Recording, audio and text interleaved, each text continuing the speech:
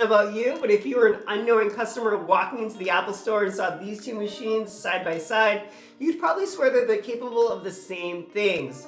But no, they're not. Hey everyone, if we're new to one another, my name is Jamie, and today we're going to be discussing which two of these machines are perhaps right for you. We're going to be discussing the 24-inch iMac that was released in 2021, so just over a year ago now, and it comes equipped with the M1 chip and the Studio Display, which is 27 inches, recently released a couple of months ago, and it comes equipped with an A13 Bionic. So let's get started.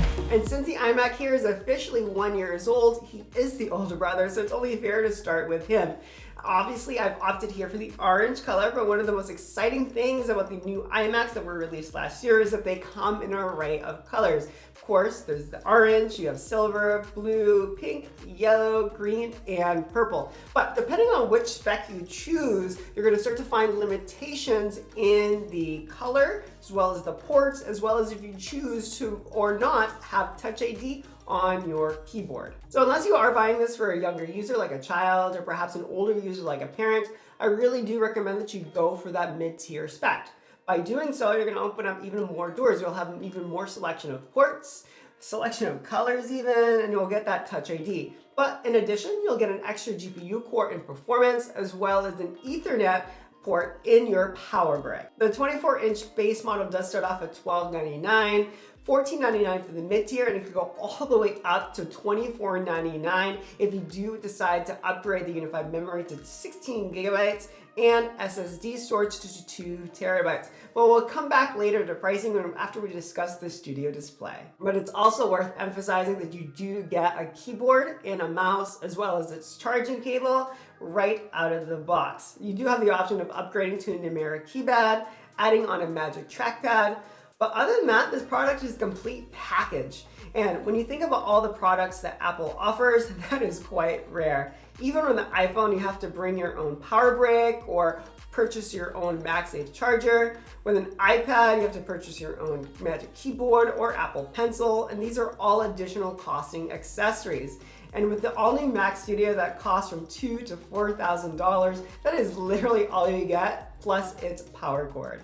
Did I mention it comes in all these cute colors? But besides that, it does have this stunning 4.5K Retina panel display that goes all the way up to 500 nits of brightness.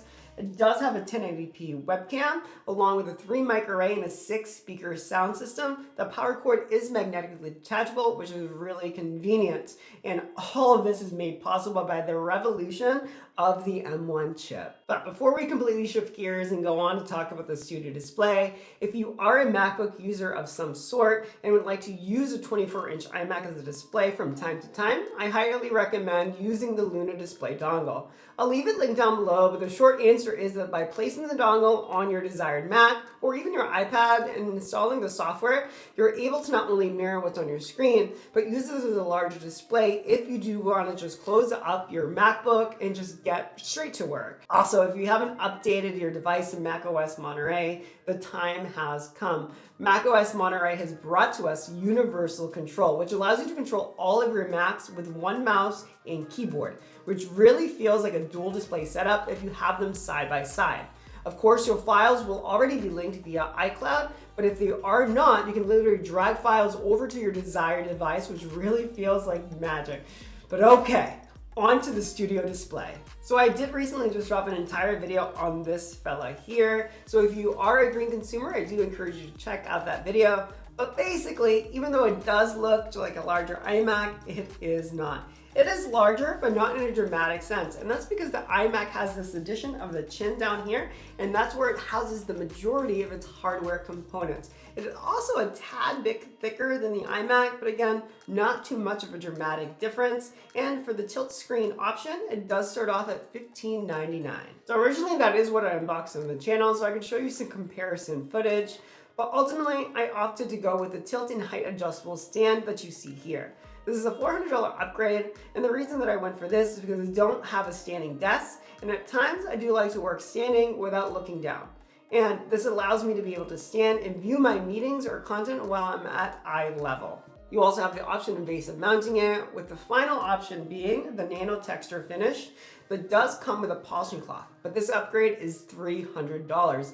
Nano texture is just a fancy way of Apple saying a matte finish. That finish also helps reduce sun glare if you do work in a high lit environment around windows. Personally, I really do prefer the look of this glass here, but if I were to tilt the screen around up to the light, I'm sure, yeah, there it is. You're able to see that glare that the nano texture finish is said to prevent. But yeah, it offers a very similar experience to the iMac without actually having a computer inside. But it has an equally stunning 5K Retina display panel that goes all the way up to 600 nits of brightness. It does have a 12 megapixel webcam with center stage, but in my opinion, it does not look better. It has a 3 mic array and fabulous speaker system, but I would not say it's greatly improved over the iMac, and that's because the iMac speakers are also really good. And in the back, you'll find 3 USB-C ports and 1 Thunderbolt port. The thing with that Thunderbolt port is that it's always going to be used to power your main display. So arguably, the iMac, depending on your selection, does have more ports. Now the power cable, it's there, it's braided, it's nice. The only problem with it, for me at least, is that it's not detachable. I move things around quite often, so it's a lot nicer just to detach and set up. Just like what I did for the setup here, I had to like run the cord through, it got stuck. It's just more of a hassle than just having it unplug and move your display. But I guess ultimately a lot of us aren't just moving monitors around all of the time. Oh, and you are supplied with a braided Thunderbolt cable, which Apple sells for a retail price of $129.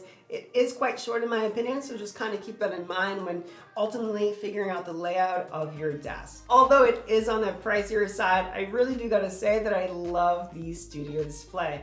I said this in my prior video and I still hold it to be true. I do think that Studio Display is gonna likely outlive whatever Mac you attach it to. So purchasing it now is probably a really good, safe bet. I do like that option to be able to mix and match between Macs depending on what you're working on. And it's been over 10 years since Apple has released a consumer-friendly display. And that's probably because there's only so many things you could upgrade and do to a monitor to make it unique. But ultimately, Apple always really nails it with their color accuracy, and I do like that they come in this glass finish. However, if you are deciding between these two and don't already own a Mac, the 24-inch iMac is clearly the winner. It is such a good value right out of the box. You get everything you need, and saying the words value at Apple really does seem quite off, but right out of the box, you do get those matching peripherals, matching power cords, chargers, and it really is a good value, and it comes less the cost than the Studio Display, or pretty darn close to it depending on how you spec it out. And if you are just itching to get this larger chinless display that's found in the Studio Display and don't already own a Mac of some type, I can highly recommend the Mac Mini. The Mac Mini here for me has held up just nicely, and comparatively you'll get the same performance that's found in these colorful iMacs, with the base model starting at just $699. The thing with the Mac Mini, just like the Mac Studio, it's BYOMK, bring your own mouse and keyboard.